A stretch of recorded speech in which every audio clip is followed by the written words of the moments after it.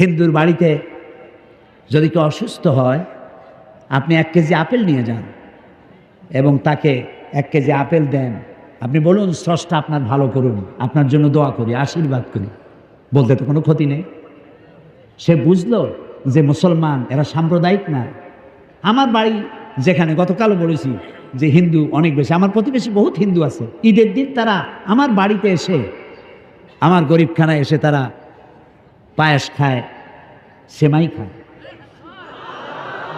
আমি এমপি থাকাকালীন মসজিদও বানাইছি, তাদের মন্দিরও বানাইছি। আমার বাপের টাকা দিয়ে তো বানাইনি, সরকারের কাছ থেকে টাকা নিয়েছি, বানাই দিয়েছি। শত্রুতা কেন করব? আমার এ ঘর ভাঙ্গিয়াছে যে বা, আমি বাঁধি তার ঘর, আপন করিতে ঘুরিয়া বেড়াই, যে করেছে মরে পর। কাজে মানুষকে ভালোবাসতে শিখুন। প্রিয় ভাই সব, এই পৃথিবীর ভিতরে বাংলাদেশ পৃথিবীর তৃতীয় বৃহত্তম মুসলিম দেশ। 15 কোটি মুসলমান এদেশে বাস করে। আলহামদুলিল্লাহ বলেন না আলহামদুলিল্লাহ। আমাদের দেশের মতো সাম্প্রদায়িক সম্প্রীতির দেশ পৃথিবীতে কোথায় আছে? আমি সেটার নাম শুনতে চাই। ভারতে বাবরি মসজিদ ভেঙে মন্দির বানানো হয়েছে। বাংলাদেশের কোন জেলার কোন মন্দির ভেঙে মসজিদ বানানো হয়েছে আমি শুনতে চাই। নাই। আমার দেশে পূজার মণ্ডপ আর মসজিদ পাশাপাশি হয়। আমার পিরোজপুরে শহরের কেন্দ্রীয় মসজিদের পাশেই 10 দিন পূজার মণ্ডপ বানায়া দুর্গা পূজা করে, ঢোল বাজায়, গান গায়। কোন মুসলমান বলে না মসজিদের পাশে ঢোল বাজাইতে পারবা না। আবার হিন্দুরাও এত ভদ্র, আজানের সময় ঢোল বাজায় না, নামাজের সময় ঢোল বাজায় না। রোজার পূজা একসাথে হয়েছে, ওরা রোজা ডিস্টার্ব করে নাই, আর মুসলমানেরা পূজা ডিস্টার্ব করে নাই। খালি কয় ঠিক আলহামদুলিল্লাহ কইতে পারো না? এ হচ্ছে সেই দেশ যেখানে সাম্প্রদায়িক সম্প্রীতি সব থেকে সমুজ্জ্বল। বাংলাদেশ বিগত 1000 বছরের সাম্প্রদায়িক সম্প্রীতির উজ্জ্বল দৃষ্টান্ত স্থাপন করেছে, দুনিয়ায় কোথাও নাই। প্রিয় ভাই সব, এ হচ্ছে সেই সুন্দর দেশ। আমি বিদেশে গেলে, মধ্যপ্রাচ্যে সহ বিভিন্ন জায়গায় গেলে লোকেরা বলে এত ইসলাম ইসলাম করেন, ইসলামের পূর্ণাঙ্গ আইন তো কোথাও নাই। যদি কোথাও হয় 16 আনা আইন, পরিপূর্ণ আইন তো কোথায় হবে বলে মনে হয়? আমি বলি যে আল্লাহর ইসলামের আইন যদি পরিপূর্ণভাবে কোথাও হয়, আমার বিশ্বাস তা আমার 56,000 বর্গ মাইল বাংলাদেশে সকলের আগে হবে ইনশাআল্লাহ। আমি হতাশ নই, আমি মন ভাঙা নই, আমি হতোদ্দাম নই। আমি জানি বদরের বিজয় হয়, উহুদের পরাজয় হয়, আর তারপরেই ফতেহ মক্কা হয়। ভয় পাওয়ার কোনো কারণ নেই। প্রিয় ভাই সব, এ বাংলাদেশ একটি স্বর্ণের দেশ। আলহামদুলিল্লাহ আমরা মিলেমিশে আছি, মিলেমিশে থাকতে চাই।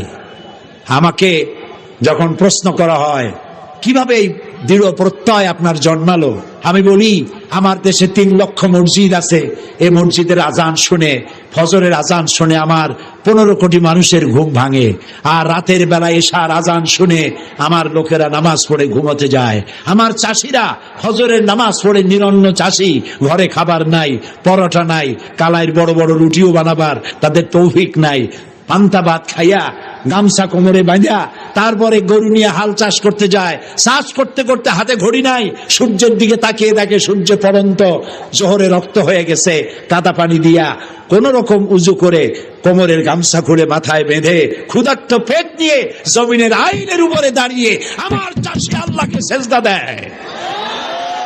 এ আমার জাতি, এই আমার মুসলমান। এখানে আহলে হাদিস, এখানে সুন্নি, এখানে বিভিন্ন পীর মুরিদি, এখানে তাবলিগি জামাত, এখানে বিভিন্ন ইসলামী দল, সব মিলে মিশে এখানে ইসলামের জন্য আওয়ামী লীগ, বিএনপি, জামাত ইসলামী, জাতীয় পার্টি, তাবলিগ, কোন লীগ, কোনো কিছু বাধা নয়। ঐক্যবদ্ধভাবে সকলকে শান্তির জন্য এগিয়ে আসতে হবে। যে বিশ্বনবীর সিরাত শুনতে এসেছি, সেই বিশ্বনবীর আদর্শ অনুযায়ী দেশ গড়তে চাই। তাতেই শান্তি, তাতেই মুক্তি। আর গত 2 দিন আগের যে ঘটনা ঘটলো, 25-26 ফেব্রুয়ারি যে ঘটনা ঘটলো বাংলাদেশের ইতিহাসে, এত বড় কলঙ্কজনক ঘটনা আর কখনো ঘটে নাই। আমাদের মেরুদণ্ড ভেঙে দিয়েছে। আমার দেশের সেনাবাহিনী আমার অহংকার, আমার গৌরবের বিষয়। স্বাধীনতার সার্বভৌমত্বের অতন্দ্র প্রহরী, স্বাধীনতা যুদ্ধে বিশাল অবদান সেনাবাহিনীর এবং দেশ প্রেমের প্রত্যেকটি প্রশ্নে উত্তীর্ণ সেনাবাহিনী বিদেশে যেখানে গেছে সেখান থেকে কুড়িয়ে এনেছে বাংলাদেশের জন্য ভাব মর্যাদা। আমার সেই সেনাবাহিনীর ব্রিগেডিয়ার, জেনারেল, কর্নেল, ক্যাপ্টেন, এত অফিসার মারা গেল। পৃথিবীতে কোন যুদ্ধে, পৃথিবীর ইতিহাস বলে না পৃথিবীর কোন যুদ্ধে এত অফিসার মারা গেছে ইতিহাস নাই। বাংলাদেশের অপূরণীয় ক্ষতি হয়ে গেল। বিডিআর আমার দেশের সীমান্ত পাহারা দেয়, বুকের রক্ত দিয়া, জীবনটা দিয়ে পাহারা দেয়। পাখির মতো প্রতিবেশী দেশের গুলি খাইয়া মরে যায়, তারপরেও সীমান্ত প্রহরায় রত বিডিআর। আমার এই শক্তিকে খর্ব করতে এলো যারা, কারা ষড়যন্ত্র করলো, কারা মারলো দিবালোকে দিনের বেলায় গুলি করে, এইভাবে নির্বিবাদে গুলি করে পালায় গেল, অপরিচিত গাড়ি নিয়ে ঢুকলো। পত্রপত্রিকায় দেখলাম হতবাক হলো 15 কোটি মানুষ, বিস্ময়, হতবাক, বিমূঢ়, শোকাহত গোটা জাতি। আজ কি জবাব দেওয়া যাবে ওই সব অফিসারদের স্ত্রীদের, যেসব অফিসারের স্ত্রীগুলি বিধবা হয়ে গেল? মাত্র 2 মাস 3 মাস আগে বিয়ে হয়েছে, সে বউটাও বিধবা হলো।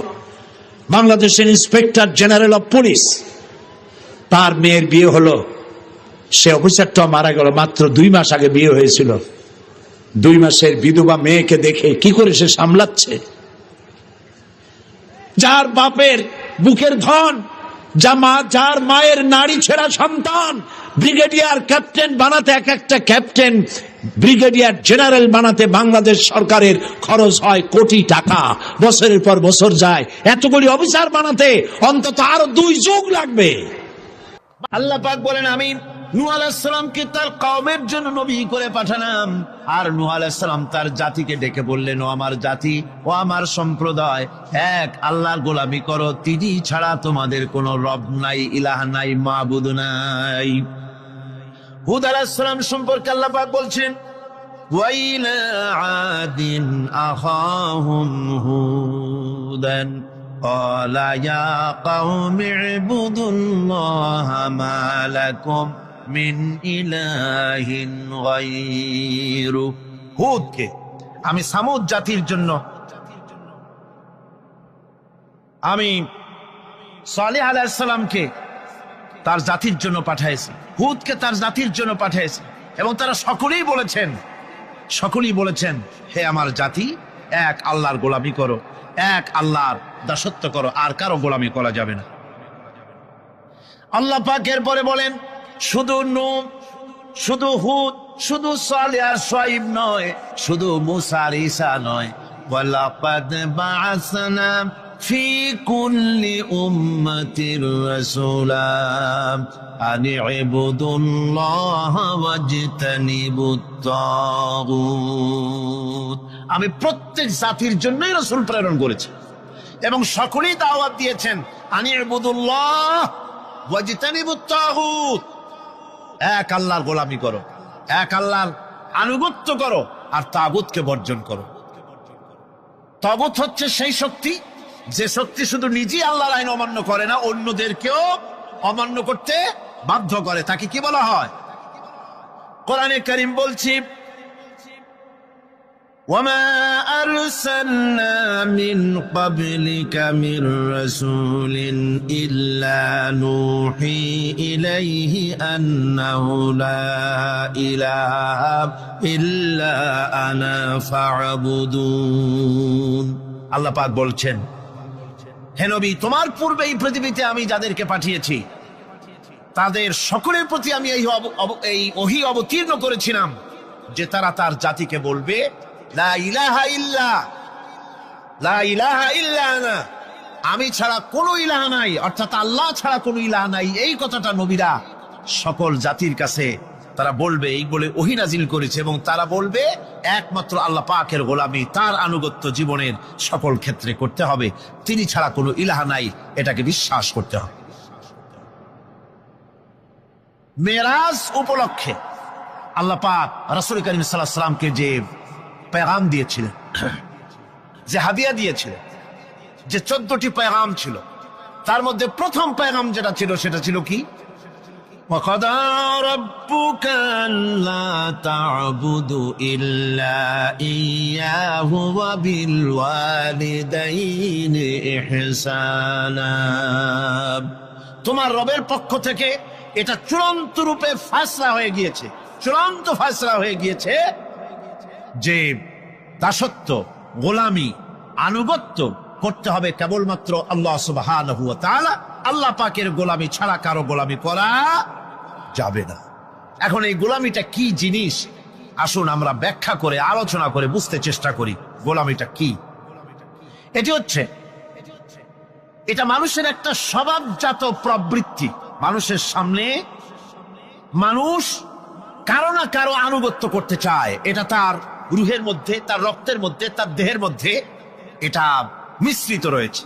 যেমন মানুষ ক্ষুধা লাগলে ক্ষুধা নিবৃত্ত করার জন্য আহারের আশ্রয় গ্রহণ করে, ঠান্ডা লাগলে শীত বস্ত্রের আশ্রয় নেয়, ক্ষুধা লাগলে খাদ্যের আশ্রয় নেয়, গরম লাগলে বৃষ্টি হলে ঘরের মধ্যে আশ্রয় নেয়, মনের ভাষা ব্যক্ত করার জন্যে, মনের কথা ভাবের আদান প্রদান করার জন্য ভাষার আশ্রয় গ্রহণ করে। ঠিক এগুলি যেমন তার সহজাত প্রবৃত্তি, ঠিক অনুরূপ ভাবে উপাসনার প্রেরণা তার মধ্যে স্বাভাবিকভাবেই উপাসনার প্রেরণা তার মধ্যে ঢুকিয়ে দেওয়া রয়েছে। কারো না কারো সামনে তার মাথা নত করা এটি একটি স্বাভাবিক প্রেরণা। ইবাদতের ধারণা প্রকৃতপক্ষে এটি একটি ব্যাপক ধারণা। এর প্রথমে এটাকে দুই ভাগে ভাগ করা যায়, একটা হচ্ছে বন্দিগি এবং আনুগত্য, আর একটা হচ্ছে পূজা বা অর্চনা। বন্দিগি এবং আনুগত্যের ব্যাপারটা হচ্ছে যে উচ্চতর কোন একটি সত্তার সামনে মাথা নত করে দেওয়া, যেটাকে আরবিতে বলা হয় ইজহারে তাজাল্লুল, নিজেকে ছোট করা, নিজেকে ছোট করা। এই নিজেকে ছোট করাটা এটা কিন্তু আল্লাহ পাক ছাড়া কারো সামনে মাথা নত করা, কথা বুঝেন না নাকি? আল্লাহ ছাড়া কারো সামনে মাথা নত করা যাবে না। আমি যখন পার্লামেন্টে ঢুকলাম সর্বপ্রথম, জীবনে তো আর যাই নাই কোনোদিন, ঢুকলাম, ঢুকে দেখি অধিকাংশ লোক ঢুকছেন রুকুর হালতে আর বেরোচ্ছেন রুকুর হালতে। কারণটা কি আমি বুঝলাম না, বিষয়টা কি, এরকম করে কেন? পরে একজনকে জিজ্ঞেস করলাম যে বিষয়টা কি। তারা বললেন যেভাবে রুলস অফ প্রসিডিওর এটা লেখা আছে, এরকম করে মাথা নিচু করে ঢুকতে হয়। কোথায় আছে? আমি রুলস অফ প্রসিডিওর নিলাম, দেখলাম তার ভিতরে সত্যি সত্যি লেখা আছে article number 263 rules of procedure, যে বই দিয়ে, যে বিধান দিয়ে সংসদ চলে, এর ভিতরে পরিষ্কার ভাবে লেখা রয়েছে সংসদ সদস্যগণ এই হাউসের ভিতরে প্রবেশ করাকালীন এবং বহির্গমনকালীন স্পিকারকে সম্মান জানাবার জন্য মাথা নিচু করে ঢুকবেন আর বেরোবেন। আমি বিষয়টা জেনে নিলাম, এবং কথা, পার্লামেন্ট এমন একটা জায়গা যেখানে কথা বলতে চাইলেই বলা যায় না। অনেকে মনে করে তাদের এমপিরা খালি বসে থাকে, কথা কয় না কেন? আর কথা বলতে জানা লাগবে, বিধি জানতে হবে। ওখানে দাঁড়ালেই জিজ্ঞেস করে কোন বিধিতে কথা বলবে, এবং বিধি যদি জানা না থাকে তাহলে আহাম্মকের মতো খাড়ায় থাকতে হবে। আমি বিধি জানতে চেষ্টা করলাম। পরের দিন, 3 দিনের দিন আমি সব গোছায় টোছায় নিয়ে উপস্থিত হলাম, সংবিধান পড়লাম, রুলস অফ প্রসিডিওর পড়লাম, এরপরে আমি ফ্লোর নিলাম। ফ্লোর নিয়ে আমি সেখানে স্পিকার সাহেবকে বললাম, মাননীয় স্পিকার, আমি এই হাউসের ভিতরে দেখতে পেলাম একটি জিনিস যেটি রুলস অফ প্রসিডিওরে লেখা আছে, আর রুলস অফ প্রসিডিওরে যেটা লেখা সেটা আবার সংবিধানের সঙ্গে কন্ট্রাডিক্টরি একটা ব্যাপার। সংবিধানে বলা হয়েছে আল্লাহর উপরে ঈমান এবং আস্থাই হবে গোটা জাতির লক্ষ্য। তো যেখানে আল্লাহর উপরে ঈমান এবং আস্থার কথা বলা হয়েছে, সেইখানে আল্লাহর নির্দেশের খেলাপ করা হচ্ছে। মাথা নত করে আপনাকে সম্মান জানাবার জন্য যে প্রসেস, যে সিস্টেম, যে কাস্টমস, যে ট্র্যাডিশন তৈরি করা হয়েছে তা সম্পূর্ণ ইসলাম বিরোধী, এটি সম্পূর্ণ শিরক। যেহেতু মানুষ আল্লাহ ছাড়া সম্মান দেখাবার উদ্দেশ্যে আর কারো সামনে মাথা নত করতে পারে না। ইন্না শিরকা লাযুলমুন আযীম, এটি হলো মস্ত বড় গুনাহ, মস্ত বড় অপরাধ। আমি বললাম রাসূল কারীম সাল্লাল্লাহু আলাইহি ওয়াসাল্লাম বলেছেন, তোমাকে যদি কেটে টুকরা টুকরা করে ফেলানো হয় অথবা তোমাকে যদি জ্বালিয়ে পুড়িয়ে ভস্ম করা হয়, তবুও তুমি শিরক করতে পারবে না। সুতরাং এই সংসদে যেটা হচ্ছে এটা সম্পূর্ণ শিরক, এটা কবিরা গুনাহ, এটা হারাম। এটাকে রুলস অফ প্রসিডিউর থেকে উঠিয়ে দেওয়ার জন্য, এটা বন্ধ করার জন্য আপনার প্রতি আমি আবেদন জানাচ্ছি। আমি আমার বলা শেষ করলাম। ওয়ামা আলাইনা ইল্লাল বালাগ। যদি এটি কার্যকরী করা না হয় তাহলে আপনি এবং সংসদে যারা আছেন, যারা এটা আমল করবেন, কিয়ামতের দিন অবশ্যই আল্লাহর দরবারে আসামি হবেন। স্পিকার সাহেব, আমি অবাক হলাম, আমাদের সুশিক্ষিত স্পিকার, তিনি ডানে বায়ে কারো চেহারার দিকে তাকান নাই, কারো চোখের ইঙ্গিতে কথা বলার চেষ্টা করেননি। আমার বক্তব্য কোরআনের বক্তব্য, কথা তো আমার না, কথা কোরআনের। কোরআনের বক্তব্য তার হৃদয় স্পর্শ করেছে। সঙ্গে সঙ্গে স্পিকার বলেছেন, আমি আপনার বক্তব্যের সাথে সম্পূর্ণ একমত, কিন্তু আমি তো এটাকে উঠাইতে পারবো না, এটাকে আমি উঠাতে পারবো না, এটা আমার ইখতিয়ারের বাইরে, এজন্য আপনাকে নোটিশ দিতে হবে। আমি নোটিশ দিলাম। নোটিশ মনে হয় কোন কোল্ড স্টোরেজে আশ্রয় পেয়েছে। বন্দিগি বা আনুগত্য, এই আনুগত্যটার একটা দৃষ্টান্ত ভাবে দেওয়া যায়। যেমন চাকর মনিবের আনুগত্য করে। চাকর কার আনুগত্য করে? মনিবের। মনিবটা বলে, চাকর সেগুলিকে মান্য করে। এটাকে আরেকটু বড় করে যদি দেখতে চান তাহলে এভাবে বলা যায়, জনগণ, একটা দেশের জনগণ সরকারের আনুগত্য করে। সরকার যা বলে সরকারের আনুগত্য করে। মানুষ তার নিজের অজান্তেও কোর্টে, কাছারিতে, আদালতে, রাস্তায়, নৌকায়, স্টিমারে, প্লেনে, শিক্ষাঙ্গনে, সর্বত্র একটি দেশের জনগণ একটা সরকারের আইন নিজের অজান্তেই মেশিনের মতো পালন করে চলে, ঠিক কিনা?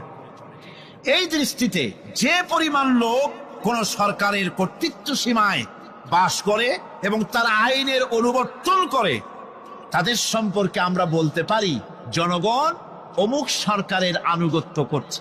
আর এটাকে যদি আরবিতে বলেন তাহলে বলা যায় এভাবে, জনগণ অমুক সরকারের ইবাদত করছে, আনুগত্য করছে, দাসত্ব করছে, গোলামি করছে। এবার এই ধারণাটিকে আরো একটু প্রশস্ত করে দিন, তাহলে আপনি দেখতে পাবেন। প্রথমে বললাম মনিবার চাকর, তারপর বললাম জনগণ আর সরকার। এবার এই দৃষ্টিকে আরো প্রশস্ত করে দিয়ে বিশ্বের দিকে তাকান, মহা শূন্যের দিকে তাকান। গাছপালা, তরু লতা, কীট পতঙ্গ সব যেন কারো আইন মেনে চলছেই তো মনে হয়, নাকি কন? এবার শুনুন আল্লাহ পাক কি বলছে। আল্লাহ রাব্বুল আলামিন বলেন, আফাগাইরা দীনিল্লাহি ইয়াবগুন ওয়ালাহু আসলামা মান ফিস সামাওয়াতি ওয়াল আরদি তাওআন ওয়া কারহা। আফাগাইরা দীনিল্লাহি ইয়াবগুন, তোমরা কি আমার দেওয়া জীবন ব্যবস্থাকে ছেড়ে দিয়ে অন্যের তৈরি করা কোন ব্যবস্থা তালাশ করো? ওয়ালাহু আসলামা মান ফিস সামাওয়াতি ওয়াল আরদ, অথচ আকাশে যা আছে, জমিনে যা আছে, সব কিছু আনুগত্যের মস্তক আমার সামনে মাথা নত করে দিয়েছে। সুবহানাল্লাহ বিহামদিহি, ঠিক কিনা? একটি ধূলি কণা থেকে শুরু করে নক্ষত্র লোক অবধি যা কিছু আমরা দেখতে পাই, যা দেখি না, সব হুকুম মানে কার? এই আইনের বৃদ্ধাচারণ করার ক্ষমতা কারো নাই। এটাকে বলা যায় গোটা বিশ্ব চরাচর আনুগত্য করছে, গোলামি করছে, ইবাদত করছে। কার করছে? আল্লাহ পাকের। এটাকে ইংরেজিতে বলা হয় ল অফ নেচার, এটাকে আরবিতে বলা হয় কানুনে ফিতরত, এটাকে বাংলায় বলা হয় প্রকৃতির আইন। এই আইনকে লঙ্ঘন করার ক্ষমতা কারো নাই। বন্ধুগণ, এই পৃথিবীর আপনি লক্ষ্য করে দেখবেন কোরআন মাজিদে এই বন্দিগিকে কোথাও ইবাদত বলেছে, কোথাও তাসবিহ বলেছে, কোথাও তাকদীস বলেছে, কোথাও সুজুদ বলেছে, কোথাও কুনুত বলেছে। আল্লাহ রাব্বুল আলামিন এই ইবাদতকে, আল্লাহ পাকের এই আনুগত্যকে বিভিন্ন শব্দে ব্যবহার করেছে, যেমন وَلَهُ مَنْ فِي السَّمَاوَاتِ وَالْأَرْضِ وَمَنْ عِنْدَهُ لَا يَسْتَكْبِرُونَ عَنْ عِبَادَتِهِ وَلَا يَسْتَحْسِرُونَ। আসমান এবং জমিনে যা কিছু আছে সব আল্লাহ পাকের, আর যে সব ফেরেশতারা তার নিকটে আছে তারা সবাই আল্লাহ পাকের বন্দেগী করছে। আল্লাহ পাকের বন্দেগী করার ভিতরে কেউ ত্রুটি করছে না। ইউসাব্বিহুনাল লাইলা ওয়ান নাহারা লা ইয়াফতুরুন। তারা রাত দিন তার প্রশংসা কীর্তনে মাথা নত করে দিয়ে কোন রকমের বিশ্রাম ছাড়া, শৈথিল্য ছাড়া সব আল্লাহ পাকের জিকির করছে, তাসবিহ করছে, আনুগত্য করছে। আকাশের সমস্ত ফেরেশতারা, কত ফেরেশতা তার তো কোনো ঠিক ঠিকানা নাই। কত লক্ষ লক্ষ ফেরেশতা আছে শুধু রুকুর হালতে আছে, কেউ তো সেজদার হালতে আছে, কেউ তো কিয়ামের হালতে আছে, আর যার উপরে যে ডিউটি আছে সেই ডিউটি পালন করছে। সব আল্লাহ পাকের আনুগত্য করে চলছে। এভাবে করে আল্লাহ পাক বলছেন যে আমার আনুগত্য এবং আমার তাসবিহ, আমার গুণকীর্তন করার জন্য সবাই এর মধ্যে ব্যস্ত আছে।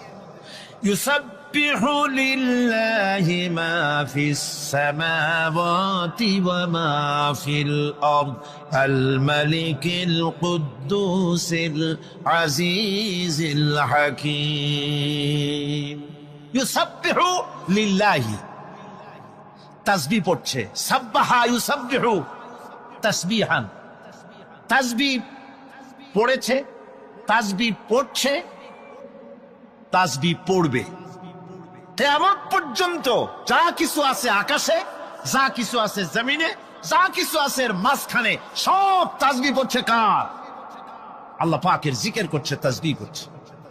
হযরত ইউনূস আলাইহিস সালাম মাছের পেটে যখন ঢুকে পড়েছিলেন, যখন নিজের জীবন সম্পর্কে হতাশ হয়ে গিয়েছিলেন, তখন তিনি শুনতে পাচ্ছিলেন চতুর্দিকে যে সমস্ত জলচর প্রাণী আছে, হাত্তাকে সমুদ্রের তলদেশের, দরিয়ার তলদেশের বালুকণা, পাথরের নুড়ি, শৈবাল সবকিছু থেকে আল্লাহ পাকের জিকির হচ্ছে।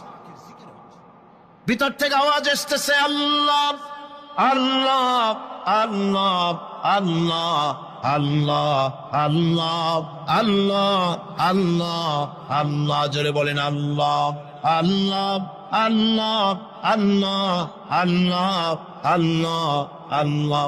হযরত ইউনূস আলাইহিস সালাম তখন বললেন লা ইলাহা ইল্লা আনতা সুবহানাকা ইন্নী কুনতু মিনাজ জালিমিন। পড়েন সবাই, লা ইলাহা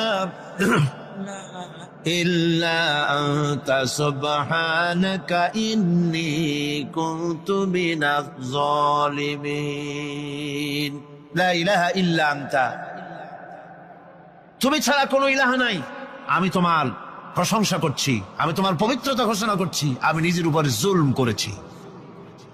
গাছপালা, তরুলতা সব তাসবিহ পড়ছে, জিকির করছে। কার?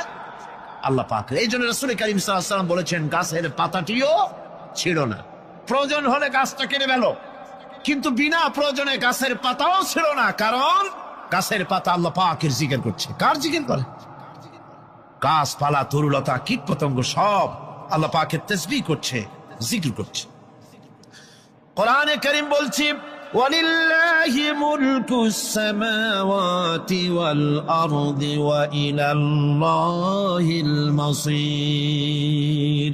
আকাশ মণ্ডল এবং জমিনের বাদশাহী আল্লাহ পাকের, এবং তারই কাছে আমাদের সকলকে ফিরে যেতে হবে। মালিক হচ্ছেন তিনি, আর তার তাসবিহ আকাশ জমিন, যা দেখতে পাই যা দেখতে পাই না, এর মধ্যস্থিত যা কিছু আছে সব কিছুই আল্লাহ পাকের তাসবিহ গুণকীর্তনে সব নিরত আছে। অন্য আয়াতে আল্লাহ পাক বলেন وله من في السماوات والأرض كل له قانتون। আসমান এবং জমিনে যা আছে তা সবই আল্লাহর নির্দেশের সামনে মাথা নত করে দিয়েছে। শুধু তাই নয়, الشمس والقمر بحسبان والنجم والشجر يسجدان। সূর্য এবং চন্দ্র হিসাব অনুযায়ী আবর্তিত হচ্ছে এবং বৃক্ষ এবং নক্ষত্র রাজি সেজদায় রত হয়ে আছে। সব আল্লাহ পাকের সামনে মাথা নত করে দিয়েছে। এই ইবাদত, তাসবিহ, আজ্ঞা অনুবর্তিতা, নিয়ম অনুবর্তিতা, সচেতনতা, সকল কিছু সকলেই মিলে আল্লাহ পাকের একটি ধূলিকণা থেকে শুরু করে পাহাড় পর্বত পর্যন্ত সব আল্লাহর নিয়ম কানুন মেনেই চলছে। আপনি দেখতে পাচ্ছেন সমুদ্রে যে জোয়ার এবং ভাটা হয়, কার নির্দেশে হয়? তার নির্দেশে হয়। আরো লক্ষ্য করুন, সমুদ্রের পানি লবণাক্ত। এই নোনা পানি, সমুদ্রের নোনা পানিগুলি পদ্মা, মেঘনা, যমুনা, ব্রহ্মপুত্র, শীতলক্ষা, সুরমা এসব মিষ্টি পানির ভিতরে জোয়ারের টানে লবণাক্ত পানিগুলি ঢুকে যায়। আবার ভাটির টানে মিষ্টি এলাকার পানিগুলি সব গিয়ে সমুদ্রের মধ্যে নোনা পানির মধ্যে চলে যায়। হযরত ইউসুফ আলাইহিস সালাম তাদের সামনে পরিচয় দিলেন। তারা যখন বুঝতে পারল, লজ্জায় তাদের মাথা হেট হয়ে গেল। হযরত তারা এক তো লজ্জা, আর 2 নম্বরের ভয়, জান নিয়া কেনানে কেউ ফিরে যেতে পারবো না। এখন অবস্থা হয়েছে যে জীবনই যায় নাকি এখানে। হযরত ইউসুফ আলাইহিস সালাম ভাইদের এই করুণ দুরবস্থা বুঝতে পারলেন। বুঝে চরম ধৈর্য ধরে তিনি কি বললেন? তিনি বললেন, লা তাসরিবা আলাইকুমুল ইয়াউম। ও ভাইরা, তোমাদের বিরুদ্ধে আমার কোনো ক্ষোভ নাই, দুঃখ নাই, বিদ্বেষ নাই, হিংসা নাই, আল্লাহর রাস্তে মাফ করে দিলাম। সুবহানাল্লাহ। এর নাম পয়গম্বর। এর নাম কি? পয়গম্বর। কিসের লেনিন, কিসের মার্কস? জওয়ানেরা, ভুল পথে মানুষ চলেছিল। আলহামদুলিল্লাহ, আল্লাহ এগুলারে ডাস্টবিনে ফালাই দিছে। কারণ আলহামদুলিল্লাহ, আলহামদুলিল্লাহ। পয়গম্বর কারে বলে? কারে বলে পয়গম্বর? কি চরিত্র! রাসূল করিম সাল্লাল্লাহু আলাইহি ওয়াসাল্লাম তাকে একজন সাহাবী বলছিলেন, হুজুর বলছেন এই কামটা করলা না কেন? সাহাবী বললেন, হুজুর আপনি যদি চোখের ইশারায় বলতেন মুখ দিয়ে না কইয়া, তাও তো আমি কামটা করে ফেলতাম, আমি তো বুঝি নাই। হুজুর বললেন, চোখের ঠারে ঠারে কাজ করা নবুয়তের শান নয়। আল ওয়াদুহু ওয়াস সারাহা, নবীরা যা করেন তা ডাইরেক্ট, কোনো বক্রতা নাই, স্পষ্ট কথা। আমার ভাইরা, হযরত ইউসুফ আলাইহিস সালাম বিনিয়ামিনকে কাছে নিয়ে পরিচয় দিলেন তার ভাইদের সামনে। কোরআনে কারীম বলছে, ক্বালা আনা ইউসুফ ওয়া হাদা আখি قد من الله علينا إنه من يتقي ويصبر فإن الله لا يضيع أجر المحسنين। আমি ইউসুফ, আর এই হচ্ছে আমার ভাই। আল্লাহ আমাদের উপর ইহসান করেছেন। প্রকৃতপক্ষে যারা আল্লাহকে ভয় করে এবং সবর এখতিয়ার করে, আল্লাহ এভাবে তাদেরকে, তাদের আমলকে নিষ্ফল হতে দেন না। আমার এই জামাটা নিয়ে যাও। হযরত ইয়াকুব আলাইহিস সালাম কলিজার টুকরা সন্তান ইউসুফ আলাইহিস সালামের বিরহ যন্ত্রণায় ছেলেকে কতদিন দেখে না, কাঁদতে কাঁদতে চোখ দুটো অন্ধ হয়ে গেছে। মিশর থেকে কেনানের দিকে জামা রওনা হয়েছে। কোথায় মিশর, কোথায় কেনান? জামা যখন রওনা হয়ে গেছে, হযরত ইয়াকুব বলতেছেন, আমি যেন আমার ইউসুফের গন্ধ নাকে পেতেছি। জামা চলে এলো, চোখের উপরে রাখলেন। আল্লাহ রাব্বুল আলামিন তাকে চক্ষুষ্মান বানাইয়া দিলেন। ভাইরা আমার, পয়গম্বরেরা সবর করে গোটা দুনিয়ার মানুষের সামনে দৃষ্টান্ত সেট করেছেন সবর কারে কর। আমার ভাইয়েরা, হযরত ইব্রাহিম আলাইহিস সালামের কথা আল্লাহ পাক কোরআনে কারিমে বলছেন সবর কারে কয়, দেখো শেখো সবর কারে কয়। আল্লাহ পাক বললেন, ইব্রাহিম তোমার বিবি আর তোমার নবজাতক এই সন্তানকে রেখে আসো মক্কা নগরীতে। তিনি চলে গেলেন, সেখানে ঘর নাই, বাড়ি নাই, কিচ্ছু নাই, চতুর্দিকে ধুধু বালু আর মরুভূমি। হযরতে হাজরা বলছেন, ইব্রাহিম সামান্য পানি আর খাবার দিয়া আমার সন্তান শুদ্ধ এখানে রেখে যেতেছো, আমি কি অপরাধ করেছি? কোনো জবাব নাই। দুইবার তিনবার বলার পরে হাজরা বলছেন, ইব্রাহিম গো, তবে কি আমার আল্লাহর হুকুম মতো আমারে রেখে যাচ্ছ নাকি? হযরত ইব্রাহিম আকাশের দিকে আঙ্গুল উঁচু করলেন। কথা বলবেন, বাক শক্তি বেরোচ্ছে না।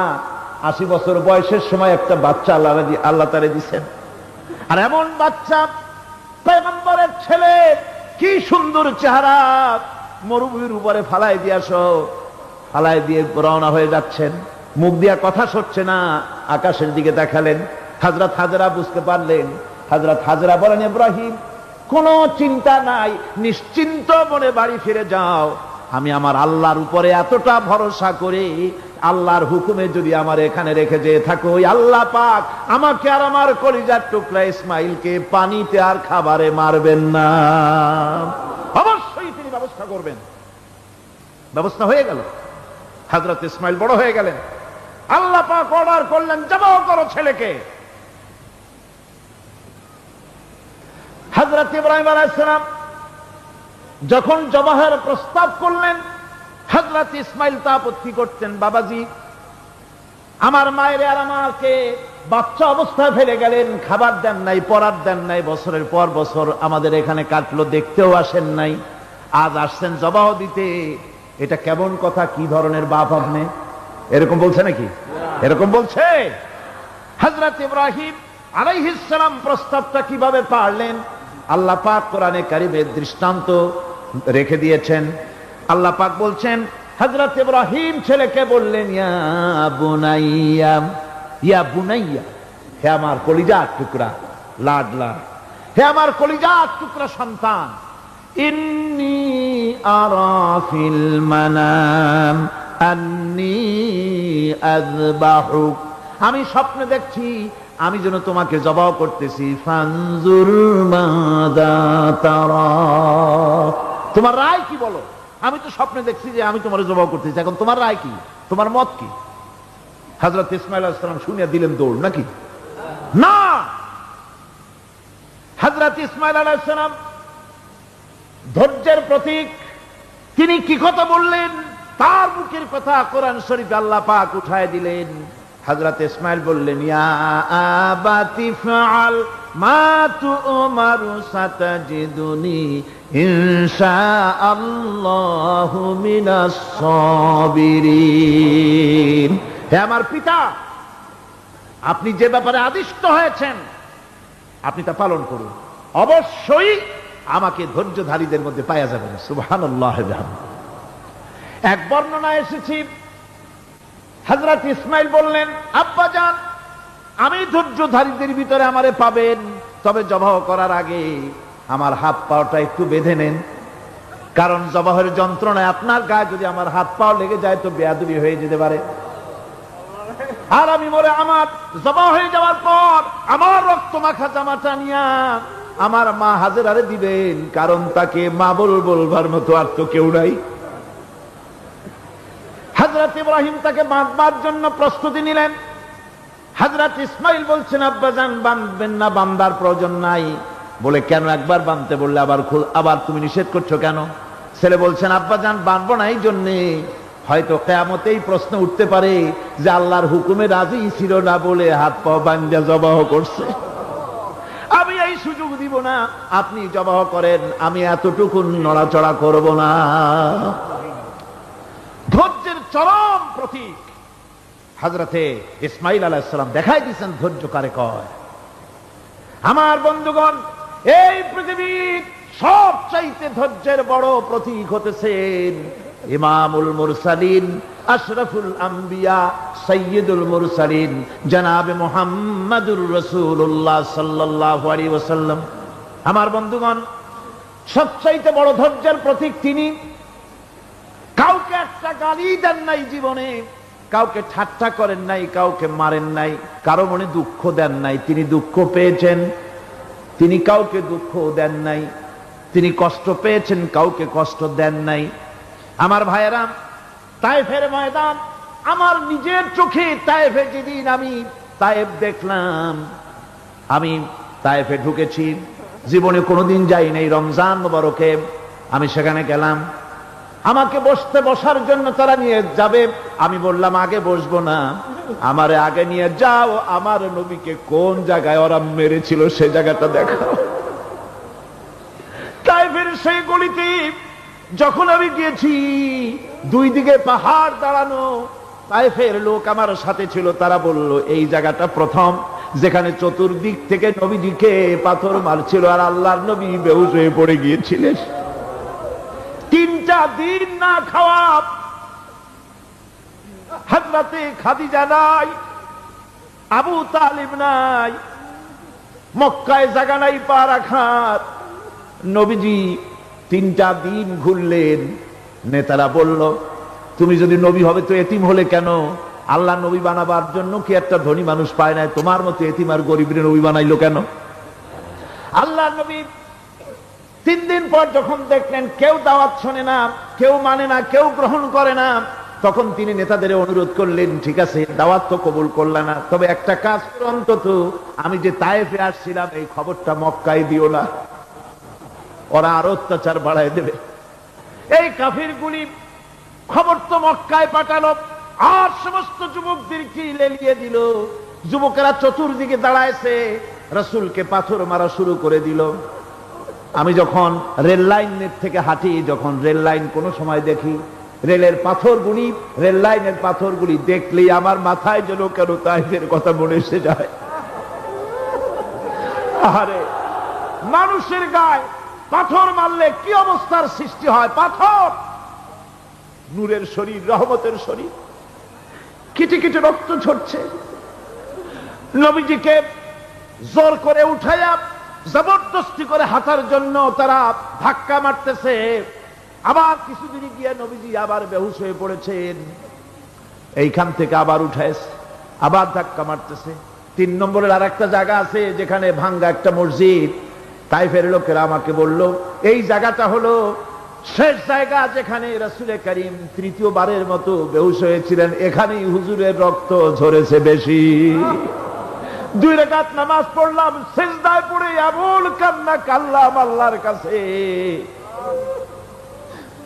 নবীজি যখন হুশ এসেছে, হযরতে জিবরাইল বলেন, ইয়া রাসূলুল্লাহ, আপনার এই কষ্ট দেখে ফেরেশতারা কাঁদতেছে, আপনি অনুমতি দিয়ে দেন এই 2 পাহাড়কে মিলাইয়া সমস্ত তায়েফবাসী কাফেরগুলি মাটির সাথে মিশাইয়া দেই। নবীজি বললেন, জিবরাইল, আমি যদি হুকুম করি আর আমার হুকুম মতো যদি এই কাম করো, একটা কাফেরও যদি না বাঁচে তাহলে কার মুখে পৌঁছাবো লা ইলাহা ইল্লাল্লাহু মুহাম্মাদুর রাসূলুল্লাহ। আমার ভাইরা, হুজুর সাল্লাল্লাহু আলাইহি ওয়াসাল্লাম উঠে বসলেন। এমন সময় হযরতে যায়েদ শরীরের রক্তগুলি মুছে দিতেছেন। হুজুর সাল্লাল্লাহু আলাইহি ওয়াসাল্লাম বসে 2খানা হাত উত্তোলন করলেন। নবীজির চোখ থেকে পানি গড়ায় পড়তেছে। আরে কেউ নাই, আল্লাহ ছাড়া কেউ নাই সাহায্য করার। নবীজি হাত তুলে মুনাজাত করতেছেন, চোখ দিয়া পানি পড়ে দাড়ি ভিজে পড়তেছে, গায়ে দিয়া রক্ত ঝরতেছে। নবীজি কি দোয়াটা করলেন? বদদোয়া করলেন না, গজব দিতে বললেন না।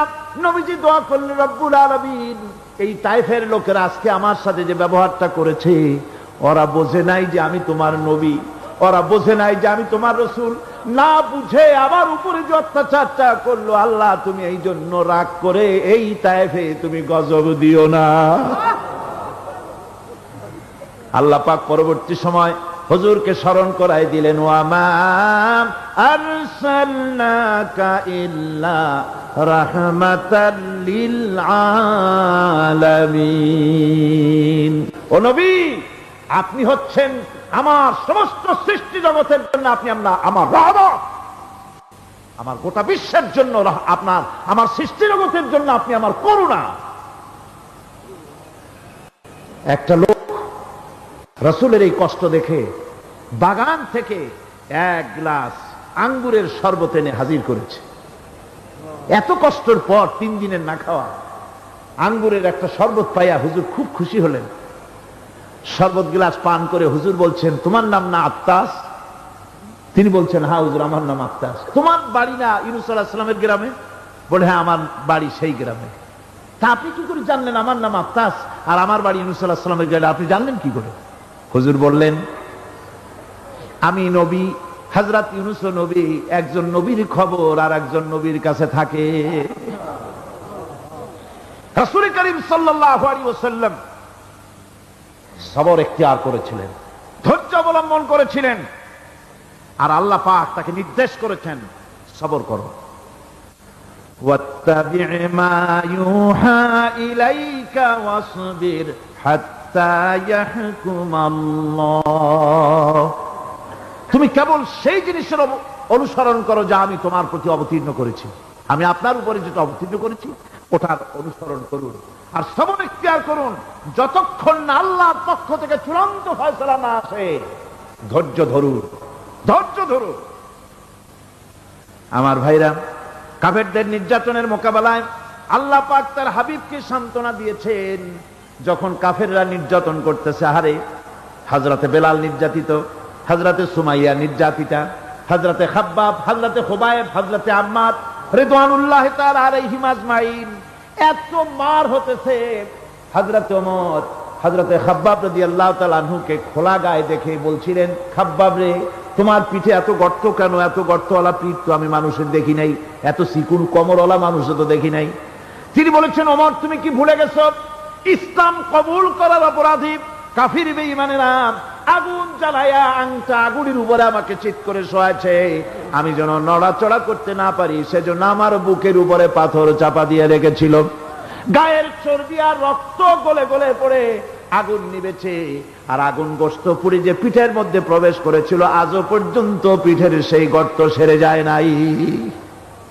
এভাবে অত্যাচার হচ্ছিল সাহাবীদের উপরে। আল্লাহ রাব্বুল আলামিন তার হাবিবকে সান্ত্বনা দিলেন, ওয়াসবির ওয়া মা সাবরুকা ইল্লা বিল্লাহি ওয়া লা তাহজান আলাইহিম ওয়া লা তাকু ফি যায়কিম মিম্মা ইয়ামকুরুন। হে রাসূল, সবরের সাথে কাজ করতে থাকুন। আপনার এই সবরের তৌফিক তো আল্লাহই দিয়েছেন, আর ওদের সমস্ত ষড়যন্ত্র, ওদের অপকৌশলে আপনি দুঃখিত হবেন না, চিন্তা করবেন না, ভারাক্রান্ত হবেন না। আপনি নিশ্চিত থাকুন।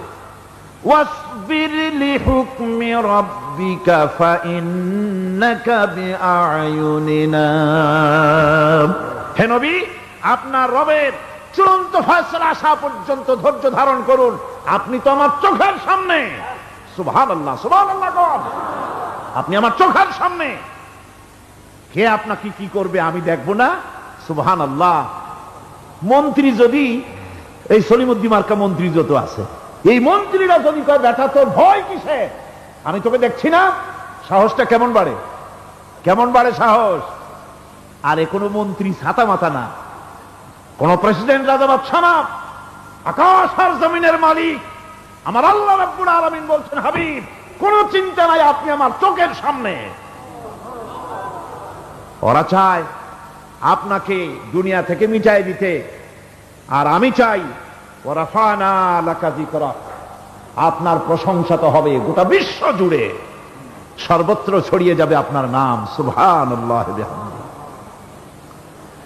আল্লাহ পাক অন্যত্র বলেছেন, ওয়ালাকাদ কুযযিবাত রুসুলুম মিন ক্বাবলিকা ফাসাবারু আলা মা কুযযিবু ওয়া উযু হাত্তা আতাহুম নাসরুনা। হে মুহাম্মদ সাল্লাল্লাহু আলাইহি ওয়াসাল্লাম, আপনার পূর্বে অসংখ্য নবী রাসূল এই পৃথিবীতে আসছে এবং জুলুম আর নির্যাতনের শিকার তারা হয়েছেন। অবশেষে তাদের প্রতি আল্লাহর সাহায্য এসেছে। সুতরাং আপনাকেও ধৈর্য ধারণ করতে হবে, ধৈর্য ছাড়া কোনো পথ নাই, ধৈর্য আপনাকে ধারণ করতেই হবে। আর এই ধৈর্য ধারণ করলে পরে আল্লাহর চূড়ান্ত ফয়সালা আসবে, তখন আল্লাহ পাক মেহেরবানি করবেন। আমার ভাইয়েরা, এই ধৈর্য পৃথিবীর সমস্ত পয়গম্বররা ধৈর্য অবলম্বন করেছেন, কখনো অধৈর্য হন নাই। দিন কায়েমের সংগ্রামে নবী রাসূলগণ দারুণ ভাবে সবর ইখতিয়ার করেছেন।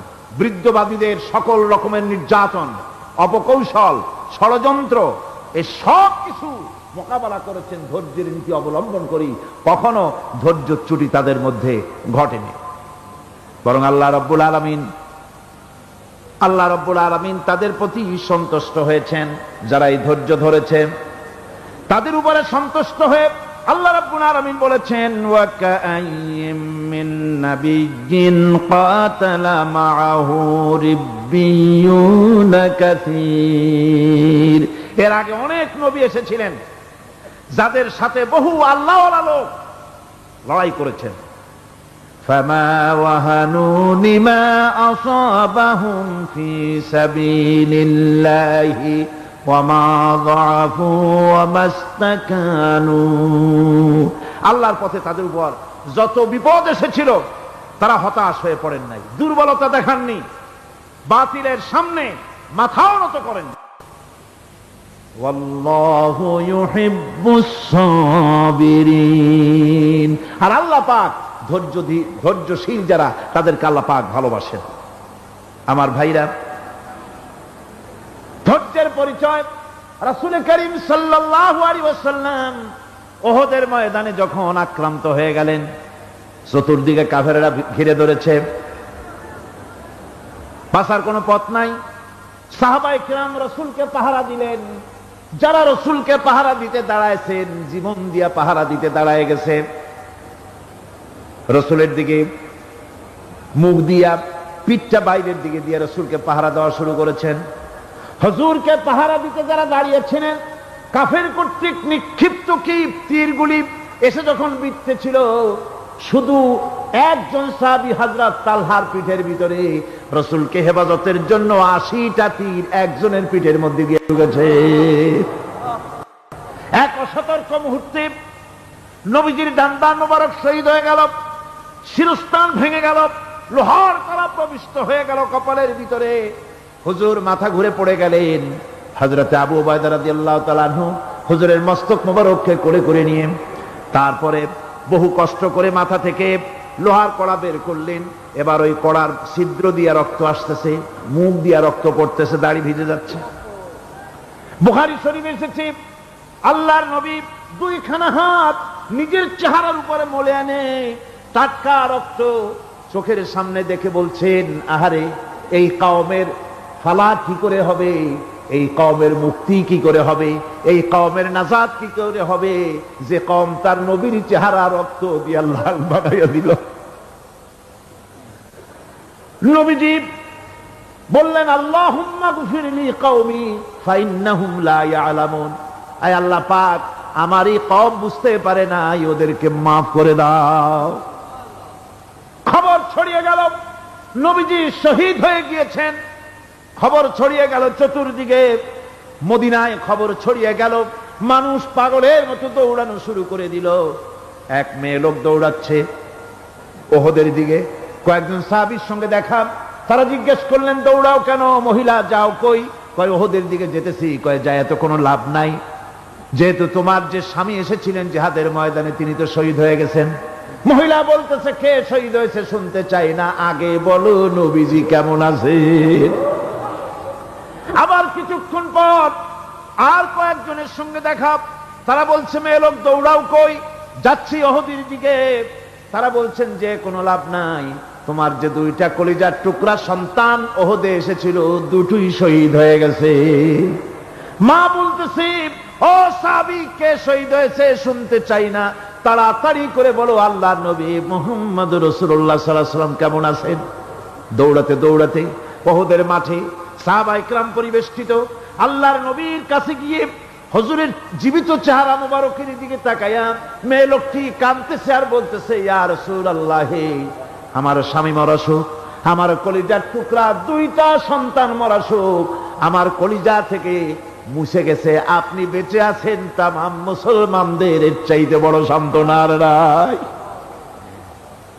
ভাইরা আমার, রাসূল করিম সাল্লাল্লাহু আলাইহি ওয়াসাল্লাম এভাবে করে ধৈর্যের পরিচয় দিয়েছেন। গালাগালি দেন নাই, রাগ করেন নাই, বদদোয়া করেন নাই। সুবহানাল্লাহ কোন, জোরে কোন সুবহানাল্লাহ। ভাইরা আমার, এই সবর এমন মহান বৈশিষ্ট্য, এর মধ্যে রয়েছে জিহাদের ময়দানে যদি লোক কম হয় আর যদি তাদের মধ্যে সবর থাকে, বেশি সংখ্যক লোকের উপরে আল্লাহ পাক সবরকারীদেরকে বিজয়ী করে দিবেন। কোরআনে কারীমে রব্বুল আলামিন বলেন, কাম মিন ফিয়াতিন কালিলাতিন গালাবাত ফিআতান কাসীরাতাম বিইذনিল্লাহ আল্লাহু মা'আস সাবিরিন। এমন ঘটনার বহু নজির আছে যে কম সংখ্যক লোকেদের উপরে আল্লাহ পাক, বেশি সংখ্যক লোকেদের উপর আল্লাহ পাক কম সংখ্যক লোকদেরকে জয়ী করে দিয়েছেন। আল্লাহু মা'আস সাবিরিন, আর আল্লাহ আছে ধৈর্যশালীদের সাথে। আল্লাহ আছে কাদের সাথে? দেখেন না বদরের কামটা, বদরের ময়দান, 313 জন মুসলমান, অস্ত্রপাতি নাই, সামান্য সামান্য অস্ত্র, আর কাফেরেরা এসছে হাজারেরও বেশি। আমার বন্ধুগণ, ধৈর্য কত বড় কাম দিল। ধৈর্য ধারণ করেছেন তারা, আল্লাহর উপরে ভরসা করেছেন। আল্লাহ রাব্বুল আলামিন অস্ত্রের কাজ কি দিয়া করায় দিলেন। একজন সাহাবী এসে বলছেন, হুজুর, জিহাদের ময়দান, ইসলামের প্রথম জিহাদ, আমার কাছে তো অস্ত্র নাই, মেহেরবানি করে একটা অস্ত্র আমারে দেন, আমি লাফায় পড়ি জিহাদের মধ্যে। হুজুর বলেন, অস্ত্র তো আমার কাছে নাই, দিবটা কি? সাহাবী বলছেন, হুজুর, অস্ত্র না থাকে যা পারেন তাই দেন, আপনার হাত দিয়ে যা দিবেন আমি দাঁড়ায় থাকতে পারবো না, জিহাদে আমাকে শরীক হতেই হবে। নবীজি কাছে পেলেন একখানা শুকনা খেজুরের ডাল, খেজুরের ডালখানা তুলে সাহাবীর হাতে তুলে দিলেন।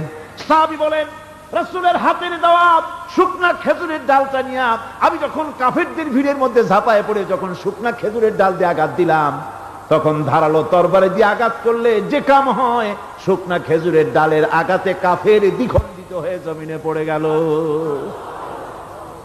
ভাইরা আমার, আল্লাহ রাব্বুল আলামিন সবর যারা করে, সংখ্যা যদি কম হয়, আল্লাহ পাক তাদেরকে বিজয়ী করে দেবেন, এই ওয়াদা আল্লাহ রাব্বুল আলামিন করেছেন। এই সবরের গুণ ছাড়া জান্নাতেও প্রবেশ করা যাবে না। সবর যদি না থাকে বেহেশতে যাওয়া যাবে না। ভালো করে মনে রাখেন, আল্লাহ পাক বলছেন, আম্মা হাসিবতুম আন তাদখুলুল জান্নাতা ওয়া লাম্মা ইয়া'লামিল্লাহুল্লাযীনা জাহাদু মিনকুম ওয়া ইয়া'লামাস সাবিরিন। তোমরা কি মনে করেছো এমনি বেহেশতে চলে যাবা? এটা কি মামু বাড়ির আবদার নাকি? এমনি বেহেশতে চলে যাবা? অথচ আল্লাহ রাব্বুল আলামিন এখনো দেখেন নেননি যে তোমাদের মধ্যে কারা জিহাদ করতে প্রস্তুত, কারা তোমাদের মধ্যে জিহাদ করে জান দেওয়ার জন্য প্রস্তুত, আর কারা ধৈর্যধারী, এটা তো আল্লাহ এখনো দেখে নেন নাই। সুতরাং হক এবং বাতিলের সংগ্রামে লিপ্ত হতে হবে। আল্লাহ দেখতে চান কারা জীবন দিতে চায়। সুতরাং ইসলামী আন্দোলনে যারা শরীক হবে, তাদের বিপদ এবং মুসিবত দিয়ে আল্লাহ রাব্বুল আলামিন তাদের সাহসিকতা এবং ধৈর্যের পরীক্ষা নিবেন। কোরআনে কারীম বলছে, وَلَنَبْلُوَنَّكُمْ حَتَّى نَعْلَمَ الْمُجَاهِدِينَ مِنكُمْ وَالصَّابِرِينَ وَنَبْلُوَ أَخْبَارَكُمْ। অবশ্যই আমি তোমাদেরকে পরীক্ষার সম্মুখীন করব, আর তোমাদের মধ্যে সত্যিকার মুজাহিদ, দৃঢ়তা অবলম্বনকারী কারা, আমি তা দেখব। এটা যেন আমি দেখে নিতে পারি, সেই জন্য আমি বিপদ এবং মুসিবতের মধ্যে তোমাদের ফেলবো। ধৈর্যধারীদের উপরে আমার রহমত অবশ্যই থাকবে। সবর এমন এক সম্পদ যা ধারণ করলে পরে আল্লাহ রাব্বুল আলামিন রাষ্ট্রীয় ক্ষমতা দান করে দেন। কোন সুবহানাল্লাহ, জোরে কোন সুবহানাল্লাহ। ধৈর্য ধারণ করলে আল্লাহ রাষ্ট্রের মতো বিরাট নিয়ামত আল্লাহ হাতে তুলে দিবেন। তার প্রমাণ কোরআন শরীফ আল্লাহ বলছেন, বনি ইসরাইলরা মিশর থেকে যখন বহিষ্কার হয়ে গেল, তাদের যখন পা রাখার কোনো জায়গা থাকলো না, বনি ইসরাইলরা মিশর থেকে যখন বহিষ্কার হয়ে গেল, এরপরে আল্লাহ পাক তারা যখন ধৈর্য অবলম্বন করলো, আল্লাহ পাক তাদের ব্যাপারে বলছেন ওয়া আওরাসনাল কওমাল্লাযীনা কানু ইউস্তাদআফুনা মাশারিকাল আরদি ওয়া মাগারিবাহাল্লাতী বারাকনা ফিহা। আর তাদের স্থলে আমি নির্যাতিত লোকদেরকে প্রতিষ্ঠিত করলাম, পশ্চিম এবং উত্তরের তাদেরকে আমি পশ্চিম এবং পশ্চিম এবং পূর্বের উত্তরাধিকারী তাদেরকে বানায় দিলাম, বিরাট এলাকা তাদের হাতে আমি তুলে দিলাম। ওয়া তাম্মাত কালিমাতু রাব্বিকাল হুসনা আলা বানি ইসরাঈলা বিমা সাবারু। আর এভাবে করে আল্লাহ পাক তার কথাকে পূর্ণ করলেন বনি ইসরায়েলদের উপরে সবর এখতিয়ার করার জন্য, ধৈর্য ধারার কারণে আল্লাহ পাক রাষ্ট্রের মালিক তাদের বানাই দিলেন। যেরকম সুবহানাল্লাহ। সবর যদি করা হয় তো যুদ্ধ যদি বাদে, যদি জাহাজ শুরু হয়ে যায়, আল্লাহ পাক বলেছেন ফেরেশতা দিয়ে সাহায্য করবে। যদি সবর থাকে তোমাদের, সবর থাকলে আল্লাহ কি দিয়ে সাহায্য করবেন? ফেরেশতা। কোরআনে কারীম বলছি বালা ইন তাসবিরু ওয়া তাত্তাকু ওয়া ইয়াতুকুম মিন ফাওরিহিম হাযা ইউমদিদুকুম রাব্বুকুম বিখামসাতি আলাফিন মিনাল মালাইকাতি মুসাউমিন। হ্যাঁ, তোমরা যদি ধৈর্য অবলম্বন করো আর আল্লাহকে ভয় করে চলো, তাহলে এক্ষুনি আল্লাহ রাব্বুল আলামিন তোমাদের জন্য কাতারে কাতারে শৃঙ্খলাবদ্ধ ৫,০০০ ফেরেশতা দিয়ে তোমাদেরকে সাহায্য করবেন। সুবহানাল্লাহ। তোমাদেরকে ফেরেশতা দিয়ে সাহায্য করা হবে। তোমরা যদি সবর এখতিয়ার করো, তাহলে সংখ্যা যদি কম হও, বেশি সংখ্যার উপরে জয়ী করে দেব। ইয়াকুম মিনকুম ২০ সাবিরুনা ইয়াগলিবু মিয়াতাইন। যদি তোমাদের ভিতরে ধৈর্যশীল ২০ জন হয়, আমি ২০০ কাফেরের বিরুদ্ধে তোমাদেরকে জয়ী করে দেব। সুবহানাল্লাহ। তোমরা যদি হও ধৈর্যশীল ২০ জন, ২০০ কাফেরের উপরে তোমরা জয়যুক্ত হয়ে যাবে। আর বিপদ আর মুসিবতে যারা ধৈর্য ধরে, তাদের জন্যই আল্লাহর পক্ষ থেকে সুসংবাদ। সুসংবাদ কাদের জন্য? ধৈর্যধারীদের জন্য। কোরআনে কারীম বলছে ওয়াবাশশিরিস সাবিরিনাল্লাযীনা ইযা আসাবাতহুম মুসিবাতুন ক্বালু ইন্না লিল্লাহি ওয়া ইন্না ইলাইহি রাজিউন। সুসংবাদ সেই সব ধৈর্যশালীদের জন্য যারা নাকি বিপদ এবং মুসিবতে আসলে যারা বলে, কি বলে? পড়েন আমার সাথে, ইন্না লিল্লাহি ওয়া ইন্না ইলাইহি রাজিউন।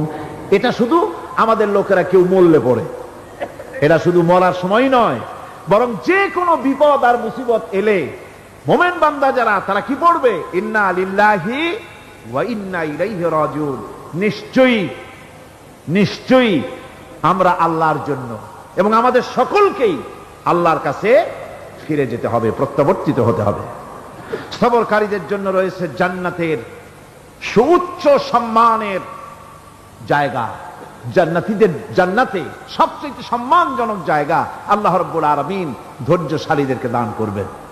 কোরআনে কারীম বলছে উলাইকা ইউজসাউনাল গুরফাতা বিমা সাবারু ওয়া ইউলাক্কাউনা ফিহা তাহিয়াতাও ওয়া সালামা। এরা হলো সেই সব লোক যাদেরকে প্রদান করা হবে বেহেশতের সুউচ্চ মঞ্জিল, কারণ তারা সবর এখতিয়ার করেছিল, তারা সবর করছিল, এই জন্য বেহেশতের সবচাইতে ভালো জায়গা তাদের দেওয়া হবে। কোন আলহামদুলিল্লাহ, জোরে কোন আলহামদুলিল্লাহ। এবং জান্নাতে সবরকারীদেরকে সম্বর্ধনা দেওয়া হবে, সম্বর্ধনা দেওয়া হবে। খালিদিনা ফিহা হাসুনাত মুস্তাকাররাও ওয়া মুকামা।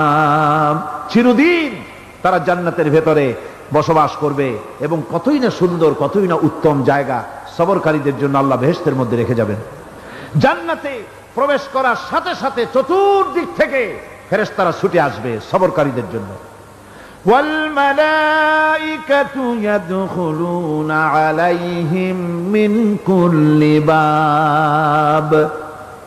চতুর্দিক থেকে ফেরেশতারা তাদেরকে ইস্তেকবাল করবে, কি বলবে? সালামুন আলাইকুম বিমা সাবারতুম ফানি'মা উকবাদ-দার। তোমাদের প্রতি শান্তি বর্ষিত হোক, কারণ তোমরা পৃথিবীতে সবর অবলম্বন করেছিল। কতই না উত্তম জায়গা, কতই না সুন্দর জায়গা আল্লাহ রাব্বুল আলামিন সবরের বিনিময় তোমাদেরকে দান করেছেন। সুতরাং এই সবর হচ্ছে মুসলমানদের জন্য সবচেয়ে বড় নিয়ামত। আজ আমার তো মনে হয় পৃথিবীতে মুসলমানরাই সবচেয়ে বেসবর। ট্রেনে যাবে, বসা নিয়ে বেসবর, টিকিট নিয়ে বেসবর, বাসের মধ্যে বেসবর, বাজারে যাবে বেসবর, স্কুলে যাবে বেসবর, যেখানে যান সব জায়গায় আমরা বেশি অধৈর্য, ঠিক কিনা কর? সামান্য সামান্য জিনিস নিয়ে ঝগড়া করা, মারামারি করা, এই হচ্ছে আমাদের ট্র্যাডিশন। ধৈর্য অবলম্বন করতে হবে জীবনের সকল ক্ষেত্রে। এই ধৈর্য আমাদেরকে রক্ষা করতে হবে। এই ধরনের ধৈর্য যদি আমরা অবলম্বন করতে পারি, তাহলে আল্লাহ পাক বলছেন উলাইকাল্লাযীনা সাদাকু ওয়া উলাইকা হুমুল মুত্তাকুন। এরাই হলো ঈমানের দাবিতে সত্যবাদী। কোন আলহামদুলিল্লাহ। কারা কারা? না না, শুধু সবরকারী না, না, এই যে 10টা পয়েন্ট বলা হলো, কয়টা পয়েন্ট বলা হয়েছে? 10টি পয়েন্ট। সেই 10টি পয়েন্ট যারা পালন করবে এরা হলো ঈমানের দাবিতে সত্যবাদী, আর এরাই হচ্ছে প্রকৃতপক্ষের মুত্তাকি। আমরা মুত্তাকি বুঝি দাঁতে ছাতা, দাড়ি টাড়ি আশ্রয় না, জাব্বা জুব্বা গায়ে দিয়ে কোনো জায়গায় পড়ে থাকে, এটা বড় মুত্তাকি, খুব পরহেজগার। সালার চট্টর যদি পড়ে তাহলে তো আরো বড় পরহেজগার। জি, আর যদি কাপড় চোপড় মোটেও না থাকে তাহলে তো খাজা বাবা হয়ে গেল। নাউযুবিল্লাহি মিন যালিক। আর আল্লাহ বলছে মুত্তাকি কারে কয় শোনো, এটার এরে কয় মুত্তাকি যাদের মধ্যে এই 10টা গুণ আছে। এই 10টি সত্য যদি সম্পাদন করতে পারি, যদি আমল করতে পারি, জীবন ধন্য হয়ে যাবে। সেই 10টি কথা আমি আবার আপনাদের স্মরণ পটে তুলে দিতে চাই, প্যাকেট করে পকেটে উঠাই দিতে চাই, যেন বাড়ি নিয়ে যেতে পারেন।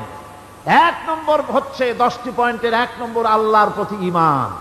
1 নম্বরে আল্লাহর প্রতি ঈমান, 2 নম্বরে পরকালের প্রতি ঈমান, 3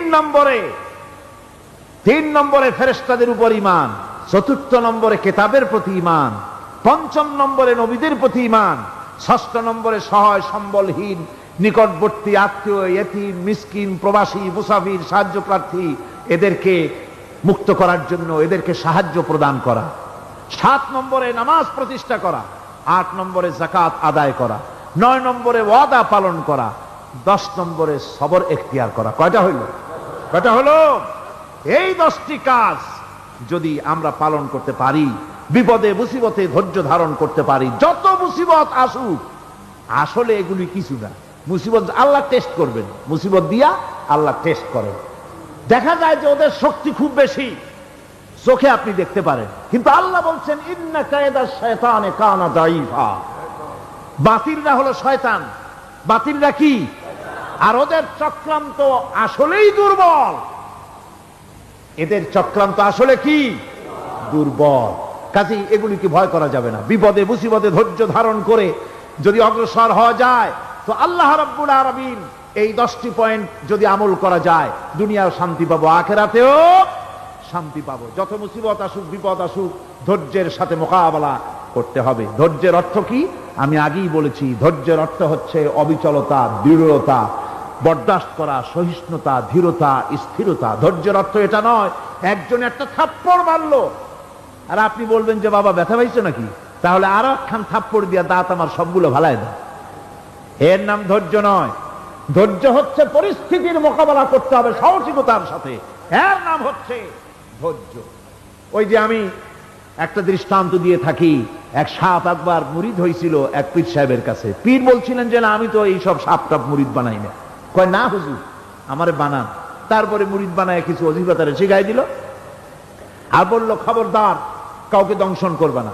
ঠিক আছে, সে যায়া জিজ্ঞাসা শুরু করে দিয়েছে। এর মধ্যে জমিনে রাখাল আসছে, ধান কাটছে, ধানগুলো নিবি কি করে? দড়ি দাড়ি পাচ্ছে না, তো কি করা যায়? বানবে কি দিয়া? সন্ধ্যার পরে অন্ধকারে দেখে যে দড়ি একটা পড়ে আছে, ও যে কি দড়ি তা তো ওরা বুঝে নেই, ওইটারে নিয়ে ধান রে ফেসাইয়া লেজ দিয়ার মাথা দিয়ে এরকম করে বাসেটারে দিয়ে বাঁধছে। সাপ তখন বলতেছে, হায় হায় রে, কেবল যে মুড়ি ধইছি, তা না হলে তুই ঠিক পাইতি যে আমি কি ধরনের দড়ি। এরপরে নিয়ে বাড়ি নিয়ে ভালাই দিয়েছে, ওটারে খুলিয়া সাপটার ঘাড় গেছে মস্কিয়া। বহুত কষ্ট করে হুজুরের বাড়ি গিয়ে হাজির, কয় যে হুজুর কি একখান জিকের শিখাইলেন, আমার তো ঘাটটার মুসকে শেষ। আশ্চর্য কথা, কত মানুষ মুড়িদ হইলো, কত কিছু মুড়িদ হইলো, কারো তো জিকের করলে ঘাড় মস্কে যাবে কেন? এটা কেমন কথা? কয় হুজুর ঘটনাই। আরে বেটা ঘটনা এইটা, তুই কি করছিলি? কয় যে আপনি যে নিষেধ করছেন দংশন করতে, আমি তো দংশন করতে পারিনি। আরে বেটা, দংশন করতে নিষেধ করছিলাম, ফোঁস করতে তো নিষেধ করি নাই। তোরে যখন দড়ি মনে করে হাত দিছিল, ফোঁস করে উঠতি, ওই রাখা লাভ দিয়া বর্ডার পার হইয়া দিল্লি চলে যেত। কাজী ধৈর্যের মানে শীত হয়ে পড়া না। ধৈর্য মানে অবিচলতা, দৃঢ়তা নিয়ে শক্তি সঞ্চয় করে আল্লাহর উপরে ভরসা করে বাতিলের বিরুদ্ধে ঝাঁপায় পড়তে হবে, বাতিল উৎখাত হতে বাধ্য হবে।